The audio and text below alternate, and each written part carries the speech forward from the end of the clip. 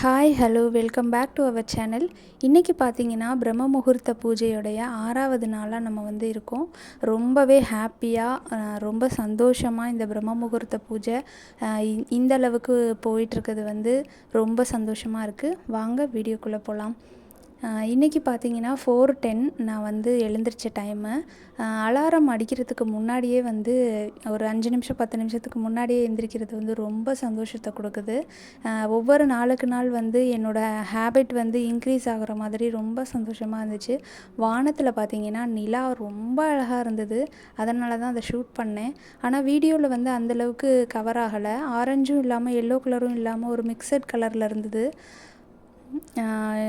அடுத்து பார்த்திங்கன்னா கோலம் போட்டுட்டு வாசலில் குளிச்சுட்டு கோலம் போட்டுட்டு இன்றைக்கி வெள்ளிக்கிழமைங்கிறதுனால அம்மிக்கல் ஆட்டுக்கல்லுக்கெல்லாம் கழுவி விட்டு பொட்டு வச்சு பூ வச்சுட்டு அதெல்லாம் ஒரு தெய்வம்சம் நிறைந்த பொருட்கள் அப்படின்னு சொல்லுவாங்க.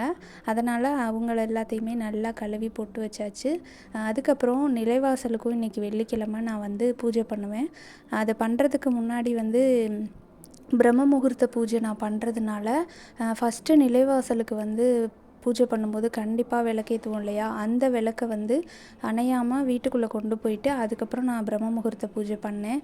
வெளியில் விளக்கேற்றுறதுனால ஃபஸ்ட்டு இங்கே வெளியில் ஏற்றிட்டு அதை அணையாமல் உள்ளே எடுத்துகிட்டு போயிட்டேன். ஒரு 10 நிமிஷத்துலேயே உள்ளே கொண்டு போயிட்டு அதுக்கப்புறம் தான் நான் பிரம்ம முகூர்த்த பூஜை பண்ணேன். ரொம்ப ஹாப்பியாக இருந்தது. அதுக்கப்புறம் மார்னிங் 7 o'clock வரைக்கும் கிளாஸு. அதை முடித்ததுக்கப்புறம் ஒரு 7:30க்கு நான் பிரேக்ஃபாஸ்ட் ரெடி பண்ணேன். என்ன பிரேக்ஃபாஸ்ட்டுன்னு பார்த்தீங்கன்னா தோசை, இந்த எம்மி சட்னி அப்படின்னு தான் சொல்லணும். இந்த சட்னியோட வாசனைக்கே இன்னும் கொஞ்சம் கொடுங்க அப்படின்னு சொல்லி கேட்டு வாங்கி சாப்பிடுவாங்க. கண்டிப்பாக ஒரு நாள் எல்லாருமே ட்ரை பண்ணி பாருங்கள். இந்த சட்னி ரொம்ப ஈஸி. தக்காளி பூண்டு ரெண்டையும் நம்ம அரைச்சி பச்சையாக அரைச்சிக்கணும். மிக்சியில் அரைச்சிட்டு கடுகு தாளித்து அந்த பேஸ்ட்டை அந்த ஆயிலில் கொட்டிட்டு கொஞ்சமாக தண்ணி சேர்த்துட்டு உப்பு மிளகாய்த்தூள் அவ்வளோதான்.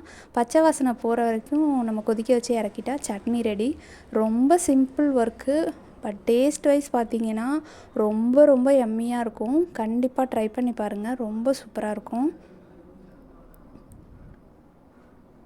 நெக்ஸ்ட்டு பார்த்திங்கன்னா இன்றைக்கி ரொம்ப ரொம்ப ஹாப்பியான ஒரு மூமெண்ட்டு என்னென்னு பார்த்திங்கன்னா, நேற்று நைட்டு ஒர்க் முடிஞ்சு வரும்போது என்னோடய ஹஸ்பண்ட் ராமர் கோயில் பிரசாதம் கொண்டு வந்தாங்க. இந்த பிரசாதம் கிடைக்கிறது ரொம்ப பெரிய விஷயம் அப்படின்னு ரொம்ப சந்தோஷமாக இருந்துச்சு. இதில் எழுதியிருக்கிறது பார்த்திங்கன்னா பிரசாத்னு பெரிய லெட்டரில் எழுதிட்டு ஸ்ரீராம் ஜென்மபூமி மந்திர் அயோத்தியாஜி அப்படின்னு எழுதியிருக்கு. அயோத்தியாஜி அப்படின்னு சொல்லும்போதே ரொம்ப பெருமையாக கர்வமாக இருக்குது பாருங்கள். ராமர் கோவில் பிரசாதம் நமக்கு வீடு தேடி கிடச்சிருக்கு அப்படின்னு நினைக்கும்போது ரொம்ப சந்தோஷம் எனக்கு. அவ்வளோ ஒரு அவரோட ஆசீர்வாதம் முழுமையாக நமக்கு கிடச்சிட்ட மாதிரி ஒரு ஃபீல். அவங்க பிரசாதம் நிறைய பேருக்கு வாங்கிட்டு வந்திருப்பாங்க இல்லையா, அதில் இந்த பாக்ஸில் இருந்து கொஞ்சம் எடுத்துகிட்டு கொடுத்துருக்காங்க. ஆனால் நமக்கு வீடு தேடி கிடச்சிருக்கு அப்படின்னு நினைக்கும் போது எப்படி ஒரு ஆனந்தம் பாருங்கள். நான் ரொம்ப சந்தோஷமாக இதை நான் சாப்பிட்டேன். எப்படி சொல்கிறதுன்னு தெரியல. இது ரவா லட்டு மாதிரி இருந்துச்சு. சாப்பிட்றதுக்கு ரவா லட்டு சாப்பிடும்போது கொஞ்சம் கொரப்பாக இருக்கும் இல்லையா, அந்த மாதிரி தான் இருந்துச்சு. நாங்கள் எல்லாருமே சாப்பிட்டோம். வீட்டில் இருக்கவங்க எல்லாம் ரொம்ப சந்தோஷம். அதுக்கப்புறம் பார்த்திங்கன்னா லன்ச் ரெடி பண்ணிட்டேன். இன்றைக்கி கொஞ்சம் ஏர்லியாகவே நான் லன்ச் ரெடி பண்ணேன். நம்ம ஒர்க்கெல்லாம் பண்ணும்போது பார்த்திங்கன்னா ரொம்ப ஹாப்பியாக நம்ம அந்த ஒர்க்கை லவ் பண்ணி நம்ம பண்ணணும். அந்த மாதிரி பண்ணும்போது நமக்கு ரொம்ப ரொம்ப ரிலாக்ஸ்டபுளாக இருக்கும். இன்னொரு டிப்ஸ் ஒன்று சொல்கிறேன். தக்காளி வெங்காயம் இதெல்லாம் நம்ம வதக்கும் போது பார்த்திங்கன்னா நம்ம கரண்டி வச்சுருக்கிறது சில்வர் கரண்டி இல்லாமல் உடன் ஸ்பேச்சுலா இந்த மாதிரி நம்ம எடுத்துக்கிட்டோம் அப்படின்னா சவுண்டு வராது. நான் எதனால் சொல்கிறேன் அப்படின்னா, நம்ம வீட்டுக்கு யாராவது கெஸ்ட்டு வந்திருக்கலாம். அப்படி இல்லைன்னா நம்ம வீட்டில் இருக்கிறவங்களே நம்ம இந்த மாதிரி டம்முன்னு குத்தி கிண்டி அந்த மாதிரிலாம் பண்ணும்போது நம்ம இன்ட்ரெஸ்ட் இல்லாமல் செய்கிறோம். நம்ம மேலே எதுவும் கோவமா அந்த மாதிரிலாம் நம்மளை நினைப்பாங்க, தப்பாக நினைப்பாங்க.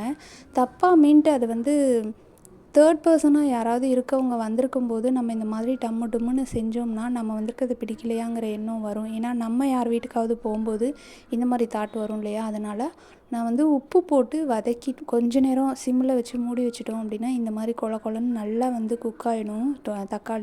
தக்காளி சாதத்துக்கு இந்த மாதிரி நம்ம பண்ணும்போது தான் அது நல்லாயிருக்கும் டேஸ்ட் வைஸ். அதனால் அதே மாதிரி நம்ம வேகமாக அந்த மாதிரி கிண்டும்போது நம்மளோட பர்னரும் வீணாக போகும், ஸ்டவ்வில் இருக்க பர்னர்.